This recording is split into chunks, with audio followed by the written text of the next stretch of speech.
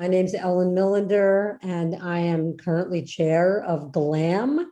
I'm Tom Landvatter. I'm also in the newly minted Greek, Latin, and Ancient Mediterranean Studies department. I'm the archaeologist in the department. So that's just a little bit about me there. So you should know that everyone in the department teaches languages. So all of us teach Greek and Latin so I teach Greek and Latin at all levels, but I also teach Greek and Roman history. And my specialty, Tom can talk about himself in a second, my specialty is ancient Sparta. I'm sorry, you may think mummies are cool. Ancient Sparta absolutely rocks, okay? So let me just tell you a little bit about GLAM. And our department, some of you may have been confused, was until very recently known as the Department of Classics. And we're making a number of changes. And one of the changes is to create a department that's really more accessible and inclusive. And part of the way of getting there, to our mind, was creating a title for the department that more clearly and accurately expresses what we do. So we're now the Department of Greek, Latin, and Ancient Mediterranean Studies. So under the aegis, under of GLAM, we actually have two major lines. So one is our traditional line, which we call Greek and Latin. And that is a major that's oriented really a little more towards students who want to do more language and literature work. And so for the major, what does that involve for major requirements? 3 years of one of the ancient languages, at least 1 year of the other. And then you have to do a couple of courses in history and or archaeology. And then every student in our department, doesn't matter what their major is, has to write what's called a junior qual in their junior year. It sounds horrible, but it's not. It's about a 20-page research paper in one semester of your junior year. And that, in a sense, helps us and helps you make sure that you're prepared to write a senior thesis in the department.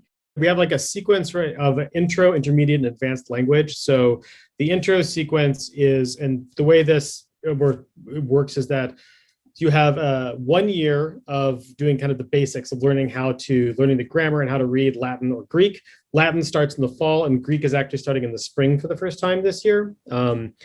So you would do a sort of staggered like intro Greek in the spring and intro Greek in the fall, and then go to intermediate the following semester. And that's like getting you introduced to all the basics of morphology, syntax, vocabulary, getting you started, doing some readings. And then intermediate is really focused on, and we're kind of rethinking kind of how we're doing intermediate now, but is focused on doing a lot of sustained reading and a lot of like syntax and grammatical review, often around a specific author.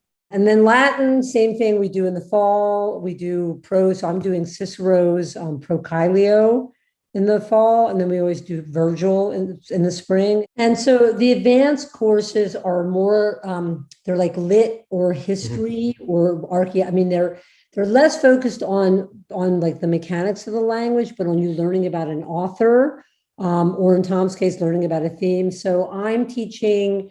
I taught Herodotus. So you do more reading of like articles. It's not just simply reading Greek and Latin. Tom and I helped to usher in our second major line, which is called HOM. No, I'm Jewish. Ham. It's HOM. Okay. The history. So what is it, Tom? The history and archaeology of the ancient Mediterranean, which is kind of now redundant. I mean, I like the idea that people can now be a GLAM major, though. I like that, but it's more, I guess, GLAM would be more perhaps appropriate. But I like GLAM myself. So HOM is really a major that's a little more oriented to archaeology and history. You can still do a lot. Again, these are pretty flexible.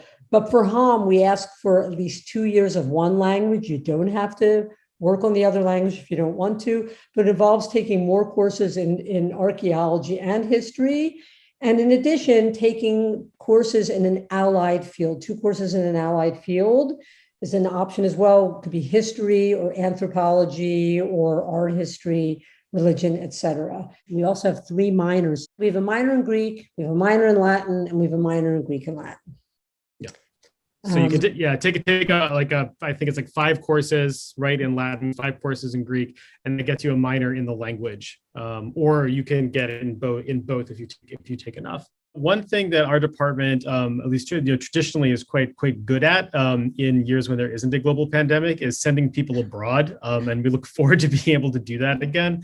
A number of students spend a semester either in Athens at College Year in Athens, which is a long-established program there, and often take specifically sort of history, archaeology, ancient language focused courses. And we also have a very good relationship with what we call the Centro, the Intercollegiate Center for Classical Studies in Rome.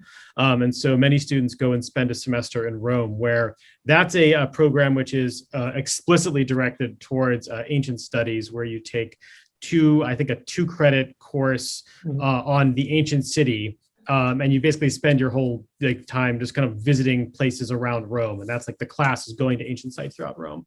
Also, a number of students over the summer go on, again, in non-COVID years, go on archaeological excavations. A number of students have gone and worked at a site called Gabii outside Rome on a project run by the University of Michigan and the University of Missouri. Have had really good experiences there. And then I also have an excavation on the island of Cyprus in the Eastern Mediterranean, where I brought, in 2019, I brought 6 Reed students there for an archaeological field school to get to excavate a Hellenistic, so immediately post Alexander the Great, military fortification on a nice hill, which is right next to the sea. So you can actually, there's basically I'll just put a pitch for it. It's right by the beach, basically, where you stay also is a 5-minute walk to the beach. So it's a nice deal.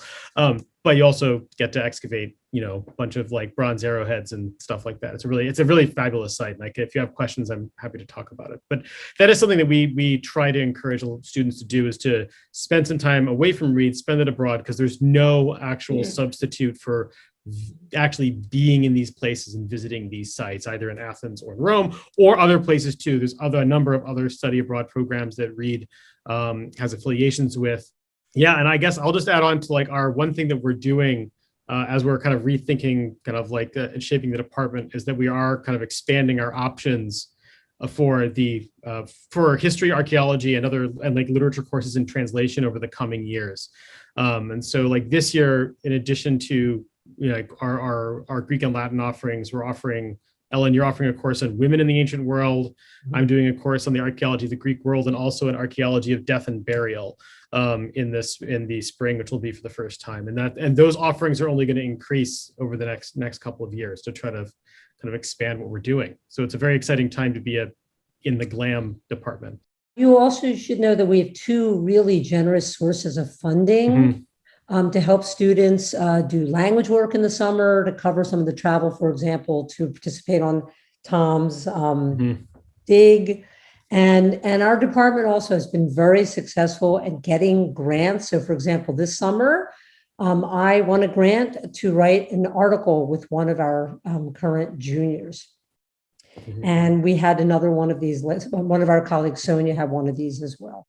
Reed also hosts the local chapter of the Archaeological Institute of America, which is with a professional lay organization for people in archaeology. So it's my professional organization as an archaeologist, but it's also has a lot of student members. And so we run a lecture series where we bring in, I get sent a couple of archaeologists to give lectures, and then I also recruit them for a public lecture series throughout the year. We've had this year, we had people give a talk on Roman stuff, right? Sort of at the beginning. We had one on amethyst mines in Egypt, one on Amazonian archaeology, and one on Greek sculpture. So it was kind of a wide variety, a wide gamut there of stuff. How many faculty are in the GLAM department? Oh, 5. 5. Yes. Just because it can be interesting to kind of hear the breadth, could you give a 1 minute on what your colleagues do and specialize in? So Sonia, our colleague Sonia Savnis, works on Latin literature of the empire. She especially focuses on an author named Apuleius, who's from North Africa. Nigel Nicholson is a Hellenist, so he specializes in Greek, and he is particularly focuses on Pindar, right? So he works on Greek poetry and also sport and athletics in antiquity. Pindar was a poet who wrote lots of sort of odes to athletic victors or at least the people that sponsored them. But that's his focus. And then Ellen, do you want to introduce Alice? And then we have our youngest colleague who joined us this year. Can you imagine joining during COVID? It's named Alice, who Alice is another Latinist, and she specializes in Latin literature, really from the 1st century CE, during the sort of crazy wild times of the nutty Julio Claudians. And she's also interested in Greek tragedy as well. I would say we've had a lot of kids go to law school. We've had a lot of students go get degrees that are connected with library, library information, library science. But we've had students go on. We used to send more students on to graduate school, meaning academia. I think we don't do that quite as much as we used to. We've had students go on to work in banking and in accounting. And Tom, you want to add? They're all over. Well, I know like one thing with a GLAM degree, like what you get, like students will kind of take this, like the skills and stuff that they learn through this and kind of apply it to almost anything. Mm-hmm. Because I've always liked to think of this as you're working with kind of these tiny little scraps of evidence, right? Of like sort of like even when you're dealing with literature, you're dealing with sort of like a tiniest percentage of things that actually was written. With archaeology, you're dealing with literal broken bits of things, right? And it's these kind of little like glimpses of what these past places were like, and you're building up arguments about from these like little scraps. You have to be very careful. You learn to be very, very careful and exacting in your kind of reasoning. And in your kind of argumentation. And so you kind of take that and kind of apply that to kind of almost anything. Mm-hmm. I think. Classics just gives you, to me, an amazing array of skills, because you have to work with languages, you have to work with literature, you work with archaeology, you work with history, etc.